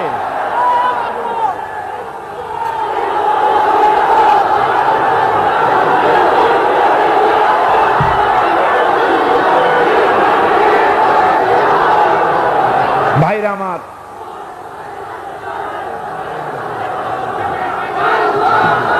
সুতরাং আলহামদুলিল্লাহ আমরা কোরআনে কারিমের এই আয়াতে কারিমাত আমরা যদ্দূর পারলাম আলোচনা করেছি। আল্লাহ পাক যেন এতে বরকত দেন। জোরে কোন আমিন, আরো জোরে কোন আমিন। মোনাজাতের জন্য বসেন, এক্ষুনি মোনাজাতের জন্য দাঁড়ানো ভাইরা সব বসে পড়েন। আল্লাহুম্মা আমিন। ربنا ظلمنا أنفسنا وإن لم تغفر لنا وترحمنا لنكونن من الخاسرين ربنا لا تزغ قلوبنا بعد إذ هديتنا وهب لنا من لدنك رحمة إنك أنت الوهاب আয় আল্লাহ তাআলা, এই বিশাল জনসমুদ্র নিয়ে তোমার দরবারে হাত তুলেছি পবিত্র মেরাজের রজনীতে। আয় আল্লাহ, তুমি দয়া করে মেহেরবানি করে আমাদের আলোচনা, দুরুদ সালামের সওয়াব আমাদের বিশ্ব নবী তোমার প্রিয় হাবিব জনাবে মুহাম্মদ রাসূলুল্লাহ সাল্লাল্লাহু আলাইহি ওয়াসাল্লামের রূহ মুবারকে পৌঁছায়া দাও। সমগ্র বিশ্বের মাটির নিচে যত মুমিন মুমিনাত শুয়ে আছেন তাদের আরো আর পরে সওয়াব পৌঁছায়া দাও। আমাদের মা বাপ যাদের দুনিয়া থেকেই বিদায় হয়ে গেল, আল্লাহ কবরগুলিকে জান্নাতের টুকরায় পরিণত করে দাও। রব্বির হামহুমা কামা রব্বায়ানি সগীরা। পড়েন সবাই, রব্বির হামহুমা কামা রব্বায়ানি সগীরা। আয় আল্লাহ তাআলা, বহু মানুষ দোয়া চেয়েছি, কতজনের কত কষ্ট, কেউ হসপিটালে আছে, কারো অপারেশন হবে, কেউ বা মরে গেছে, কেউ বা মামলা মোকদ্দমায় আছে, কেউ বা পারিবারিক অশান্তিতে আছে। আল্লাহ যিনি যেই নিয়তে দোয়া চেয়েছে মেহেরবানি করে সেই নেক নিয়ত তোমার দরবারে কবুল করে নাও। বিপদগ্রস্ত লোকগুলিরে বিপদ থেকে বাঁচাইয়া দাও। আয় আল্লাহ রাব্বুল আলামিন, এই মাহফিলে লক্ষ লক্ষ জনতা সমুদ্রের ঢেউর মতো চতুর্দিক থেকে আসতে থাকে। তুমি আর তোমার কোরআন আর তোমার রসুল ছাড়া কোনো স্বার্থ কারো মনে নাই। কাউরে রিক্সা ভাড়া দেওয়া হয় না, ট্রাক ভাড়া, বাস ভাড়া কাউকে দেওয়া হয় না, এক লোকমা খানাও এখানে পায় না, তাবাররুক বা সিন্নি বিতরণও হয় না। আয় আল্লাহ, নিঃস্বার্থ ভাবে এই লোকগুলি যাতায়াত করে। আল্লাহ, তোমার কোরআনের বরকতে সকলকে তুমি গুনাহ মুক্ত করে দাও। আয় আল্লাহ তাআলা, যাতায়াতটা আসান করে দিও, যাতায়াতের পথে কারো যেন কোনো বিপদ না হয়ে যায়। আয় আল্লাহ তাআলা, বাড়ি ঘর ফালায় আসে, বাড়ি ঘর তোমার ফেরেশতা দিয়ে তুমি হেফাজত করো। রব্বুল আলামিন, মা বোনেরাও কষ্ট করে আসে, আল্লাহ তুমি দয়া করে এ মাহফিলে যারা শরীক হয়, এ মাহফিলে কোরআনের মাহফিলে শরীক হওয়ার কারণে তোমার কাছে একটা দাবি করি। দাবিটা হলো, মেহেরবানি করে সব মানুষকে তোমার কাবা ঘর দেখাও। যারা উপস্থিত হয়েছে সকলকে তোমার হাবিবের রওজায় গিয়া সালাম দেওয়ার তৌফিক দাও। আমার বন্ধুগণ, এই নামাজের জামাতি আল্লাহর নবী জীবনের শেষ নামাজ জামাতে আদায় করেছেন। জীবনের শেষ নামাজটাও জামাতে আদায় করলেন। তখন তার এমন অবস্থা, এত অসুস্থ, দাঁড়াতে পারেন না, হাঁটতে পারেন না। দুইজন সাহাবীর কাঁধের উপরে ভর করে তারপরে বহু কষ্ট করে মসজিদে গিয়ে নামাজ আদায় করেছেন। খুতবা দিয়েছেন, বললেন, খুতবা দিতে গিয়ে বললেন, আজ থেকে মসজিদে নববীর চতুর্দিকের সকলের দরজা বন্ধ হয়ে যাবে, শুধু আবু বকরের দরজাটা খোলা থাকবে। আল্লাহর নবী বললেন, আল্লাহ রাব্বুল আলামিন এই পৃথিবীতে তার এক বান্দাকে জাগতিক সব সম্পদ দিতে চেয়েছিলেন, কিন্তু সে বান্দা সব জাগতিক সম্পদকে উপেক্ষা করে মাবুদের সঙ্গে দেখা করা বেশি জরুরি, বেশি পছন্দ মনে করেছেন। এতটুকুন কথা নবীজি বললেন, কেউ কিছু বুঝলো না। হযরতে আবু বকর রাদিয়াল্লাহু তাআলা আনহু হুজুরের এই কথা শুনে কাঁদতে কাঁদতে তিনি অস্থির হয়ে যাচ্ছেন। সাহাবীরা চিন্তা করলেন, হুজুর কান্না কার কথা বলেছেন, তাতে কান্নার কি আছে? বয়োবৃদ্ধ, জ্ঞান বৃদ্ধ হযরতে আবু বকর রাদিয়াল্লাহু তাআলা আনহু বুঝতে পেরেছেন এই পৃথিবীর সব সম্পদ তো আল্লাহ হুজুরকেই দিতে চেয়েছিলেন। তিনি সমস্ত সম্পদকে উপেক্ষা করে তার মাবুদের সঙ্গে দেখা করার জন্য প্রস্তুতি নিয়েছেন। তার মানে হলো আল্লাহ নবীর বিদায় হয়ে যাবেন, আমরা নবী থেকে এতিম হয়ে যাব। নবীজি ঘরের মধ্যে প্রবেশ করলেন, প্রচন্ড জ্বর এলো। এই প্রচন্ড জ্বর নিয়ে তিনি শুয়ে আছেন, কখনো বেহুশ কখনো হুশ। এর মধ্যে এশার আজান হয়ে গেল। সাহাবীরা বহুক্ষণ অপেক্ষা করে হযরত আবু বকরের ইমামতিতে নামাজ শুরু করলেন। হুজুরের হুশ এলো, প্রশ্ন করলেন, আয়েশা রে, এখন কোন সময়? হযরত আয়েশা বলেন, ইয়া রাসূলুল্লাহি, মসজিদে নববীতে নামাজ শুরু হয়ে গেছে। সাহাবীরা অনেকক্ষণ অপেক্ষা করে আমার বাবার ইমামতিতে নামাজ পড়তেছে সবাই, কিন্তু সাহাবীরা কেঁদে কেঁদে নামাজের মধ্যেই কাঁদতে কাঁদতে অস্থির হয়ে যাচ্ছে। তাদের মনের ধারণা হয়েছে নবীজির পেছনে নামাজ পড়ার কিসমত থেকে তারা মাহরুম হয়ে গেল। নবীজি বলেন, আয়েশা দরজা খুলে দাও আর আমার মাথাটা একটু উঁচু করে ধরো, আমি একটু নামাজের দৃশ্যটা দেখি। দরজা খুলে দেওয়া হলো, নবীজির মাথা উঁচু করে ধরা হলো। নামাজের জামাতের দৃশ্য দেখে নবীজি আবার শুয়ে পড়লেন। হযরতে মা আয়েশা লক্ষ্য করে দেখেন নবীজির দুই চোখের কোনা দিয়া পানি পড়তেছে। মা আয়েশা জিজ্ঞেস করেন, ইয়া রাসূলুল্লাহ, হে নামাজের দৃশ্য দেখে চোখে কেন পানি এলো? হুজুর বলেন, আয়েশা রে, এটা কোনো দুঃখের পানি নয়, এটা তৃপ্তির পানি। এই যে জামাত নামাজ পড়তেছে লোকেরা,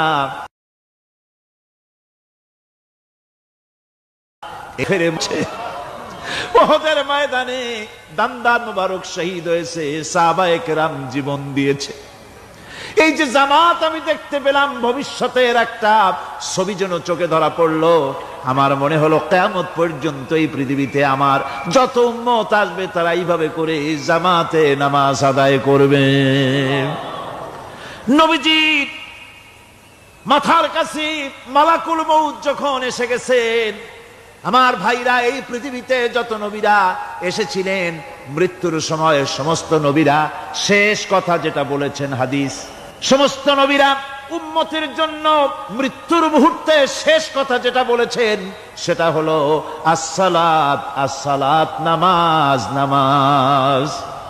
আমার নবী যখন বিদায় হয়ে যান, বিদায় মুহূর্তে মেয়ের কথা বললেন না, কলিজার টুকরা নাতির কথা বললেন না, জামাইয়ের কথা বললেন না, স্ত্রীর কথা বললেন না। মৃত্যুর সময় শেষ কথা বললেন, আসসালাত, আসসালাত ওয়া মা মালাকাত আইমানুকুম, নামাজ, নামাজ, আমার উম্মতেরা নামাজ, আমার উম্মতেরা নামাজ ছেড়ে দিও না, নামাজ। যেই নবী উম্মতের জন্য এত কাঁদলেন, নামাজের জন্য এত কথা বলে গেলেন, আল্লাহ রাব্বুল আলামিন নামাজের জন্য এত নির্দেশ করলেন, নবীজি ইন্তেকালের সময় নামাজের কথা বলে দিলেন, সেই মুসলমান আজ নামাজ আদায় করে না। নামাজ পড়ে তো নামাজ শুদ্ধ হয় না। হযরতে হুযায়ফা রাদিয়াল্লাহু তাআলা আনহু তিনি একবার ইয়েমেন সফর করেছিলেন। এক মসজিদে নামাজ পড়লেন। একজনকে তিনি নামাজ পড়তে দেখলেন। নামাজ পড়তে দেখে তিনি অপেক্ষা করলেন। লোকটার নামাজ হয়ে যাওয়ার পর তিনি প্রশ্ন করলেন, আল্লাহর বান্দা, তুমি কতদিন এরকমের নামাজ পড়তেছ? তিনি বললেন, প্রায় 40 বছর তো হবে আমি এরকম নামাজ পড়তেছি। হযরতে হুযায়ফা বলেন, তুমি কি আমারে চেনো? কয়, না, চিনি না। হযরত হুযায়ফা বললেন, আল্লাহর বান্দা শোনো, আমি হচ্ছি আল্লাহর নবী মুহাম্মদুর রাসূলুল্লাহ সাল্লাল্লাহু আলাইহি ওয়াসাল্লামের সাহাবী হুযায়ফা। ও আল্লাহর বান্দা, তুমি যেভাবে নামাজ পড়েছো এইরকম যদি 40 বছর নামাজ পড়ে থাকো, আল্লাহর কসম করে বলি, নবীজি যে নামাজ শিখাইছেন তোমার সে নামাজ হয় নাই। রাসূলুল্লাহ নামাজ হয় নাই, নামাজ পড়লেই হবে না। রাসূলুল্লাহ বলেছেন, সাল্লু কামা রাআইতুমুনি উসাল্লি, নামাজ পড়ো সেইভাবে যেভাবে আমারে পড়তে দেখো। ভাইরা, রাসূল করিম সাল্লাল্লাহু আলাইহি ওয়াসাল্লামের যে নামাজ, হুজুর যেভাবে নামাজ পড়েছেন, হাদিসে যা পাওয়া যায়, হাদিসে বুখারীতে সব আছে, দেখে নেবেন, সেইভাবে নামাজটা আদায় করে নেবেন। কিয়ামতের দিন আল্লাহ রাব্বুল আলামিন সর্বপ্রথম বান্দাকে প্রশ্ন করবেন কি? বুখারী শরীফে এসেছে, আন আবি হুরায়রা রাদিয়াল্লাহু তাআলা قال سمعت رسول الله صلى الله عليه وسلم يقول إنما يحاسب به العبد يوم القيامة من عمله صلاته।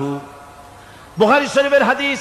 আল্লাহ রাব্বুল আলামিনের নবী বলেন, হযরত আবু হুরায়রা হাদিস খানা বর্ণনা করেছেন, তিনি বলেন যে আমি রাসূলের মুখে শুনেছি, কিয়ামতের দিন আল্লাহ রাব্বুল আলামিন সর্বপ্রথম তার বান্দার কাছে প্রশ্ন করবেন, বান্দা নামাজ আদায় করেছিলি কিনা? নামাজ সর্বপ্রথম প্রশ্ন। যেরকম সর্বপ্রথম প্রশ্নটা কি?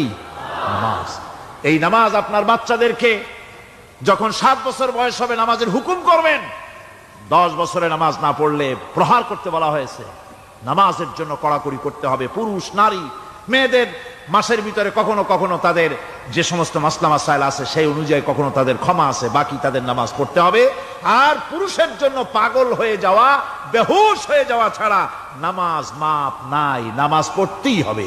এই যে নামাজ, যে নামাজ না হলে ঈমান থাকবে না, ঈমান নষ্ট হবে, কিয়ামতে জাহান্নামে যাওয়া লাগবে, এসব কথা শোনার পর আজকের তাফসীরুল কোরআন মাহফিলে আমরা কি ওয়াদা করতে পারি যে আমরা মালাকুল মউত যতক্ষণ পর্যন্ত আমাদের মাথার কাছে না আসবে নামাজ ছেড়ে দেব না? এই ওয়াদা কি করতে পারি?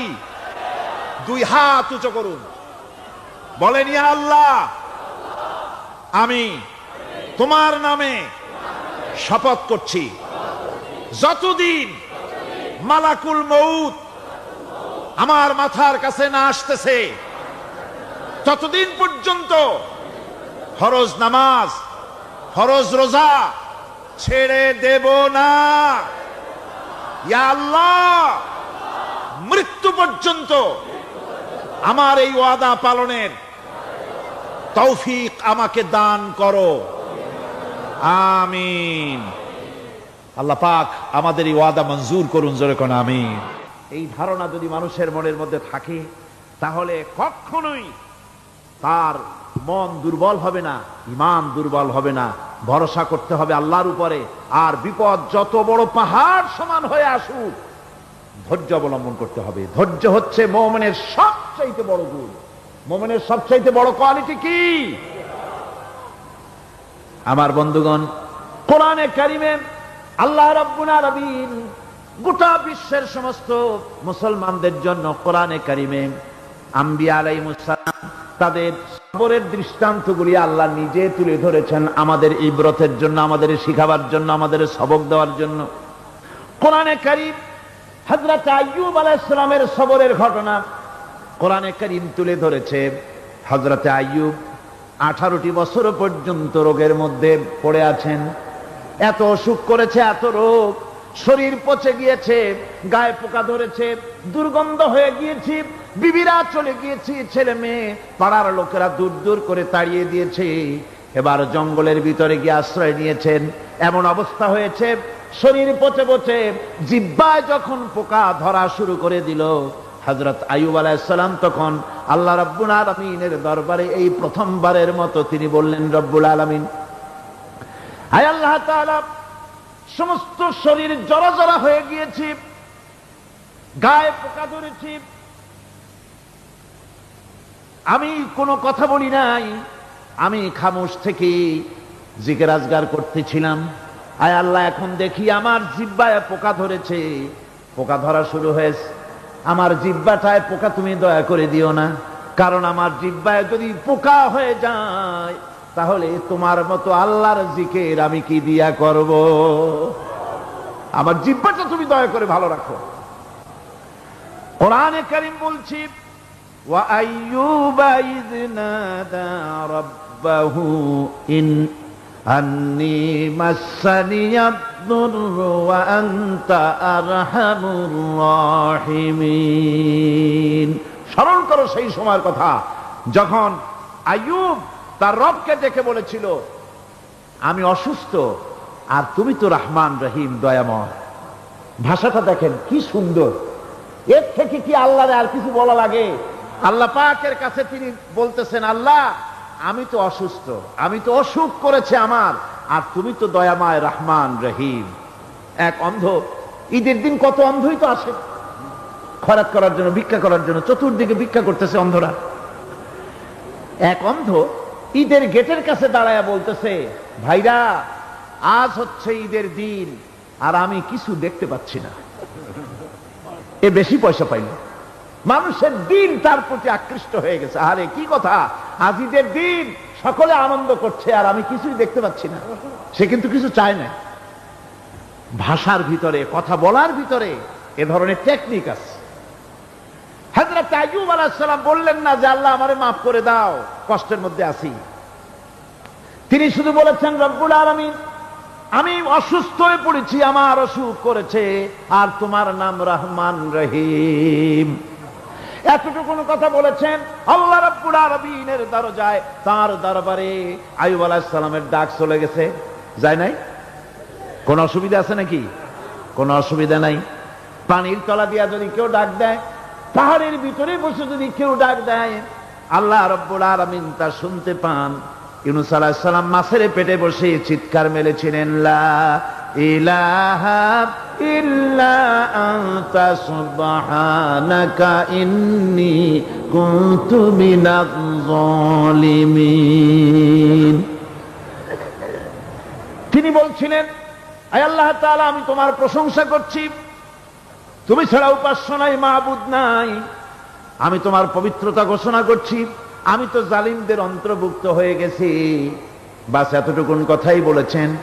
আল্লাহ পাক বলছেন, ইউনূসের ডাক তো কেউ শোনে নাই, পানির মধ্যে কেউ শোনে নাই, জমিনের কেউ শোনে নাই, মহাশূন্যের কেউ শোনে নাই, কিন্তু মাছের পেটের ভেতরে থেকে, গভীর অতল দরিয়ার তলদেশ থেকে মাছের পেটের ভিতরে বসে আমার ইউনূস যে ডাক দিল, ওই ডাক আমি আরশের মালিক আমি শুনতে পেয়েছি, আর সঙ্গে সঙ্গে জবাব দিয়েছি। ফাস্তাজাবনা লাহু ওয়া নাজ্জাইনাহু মিনাল গাম্মি ওয়া কাযালিকা নুজিল মুমিনিন। ডাকের সাড়া দিলাম, বিপদ দিয়া বাঁচায় দিলাম। শুধু ইউনূসের না, আল্লাহ পাক এ জায়গায় আবার ওয়াদা করলেন, দুনিয়ার যত মুমিন বান্দা আছে তারা যদি কখনো বিপদে পড়ে যায় আর আমারে যদি ডাকে, আমি এই রকম করে বিপদ থেকে বাঁচায়া দেব। আইয়ুব আলাইহিস সালাম যখন আল্লাহ রাব্বুল আলামিনের কাছে ফরিয়াদ করলেন, আল্লাহ পাক তখন বলছেন, কোরআনে কারীম বলছে, ফাস্তাজাবনা লাহু فكشفنا ما به من ضر وآتيناه أهله ومثلهم معهم رحمة من عندنا وذكرى للعابدين। আমি আইয়ুবের দোয়া কবুল করে নিলাম, শুধু তার পরিবার বর্গই দিলাম না, বরং আরো কিছু নিয়ামত আমি তাকে দান করে দিলাম। এবং তাই জন্য, যেহেতু তারা ছিল আমার অনুগত বান্দা, আমার বাধ্যগত, আমি এই জন্য রহম করেছি, সমস্ত রোগ শোক আমি মাফ করে দিয়েছি।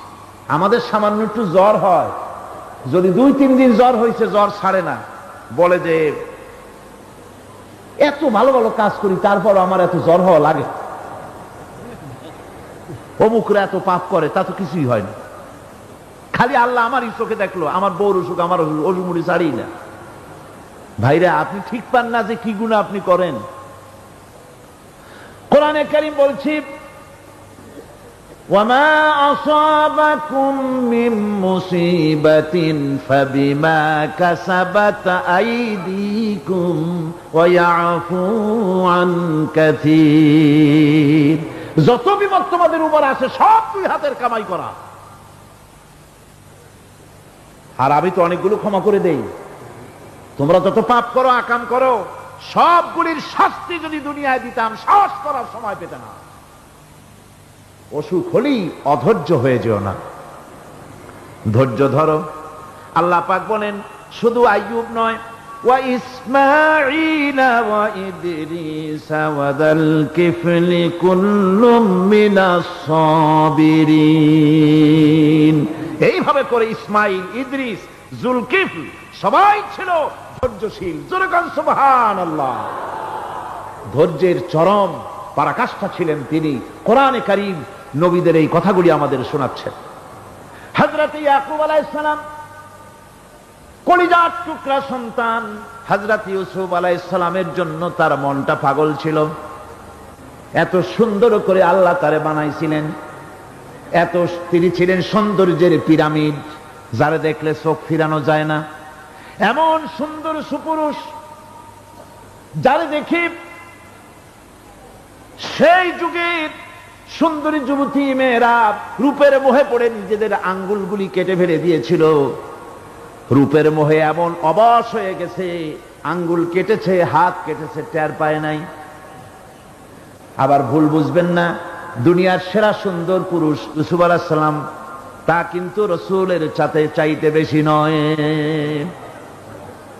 হযরত উম্মুল মুমিনিন আয়েশা রাদিয়াল্লাহু তাআলা আনহা তিনি বলেছেন, যেই সব সুন্দরী রমণীরা ইউসুফ আলাইহিস সালামকে দেখে রূপের মোহে পড়ে নিজেদের আঙ্গুলগুলো কেটে ফেলেছিল, ওরা যদি আমার হাবিবকে দেখতো, ওরা যদি আল্লাহ রাসূলকে দেখতো, তাহলে হাত কাটতে কাটতে কোন ফাঁকেতে কলিজা কেটে ফেলে দিত, ওরা টের পেত না। আবার বন্ধুগণ, হযরত আইয়ুব আলাইহিস সালাম সন্তানের মায়া, অন্যান্য ভাইরা হিংসায় পড়ে গেল, তারা নিয়ে তাকে কুয়ায় ফেলে দিল। সেখান থেকে তারা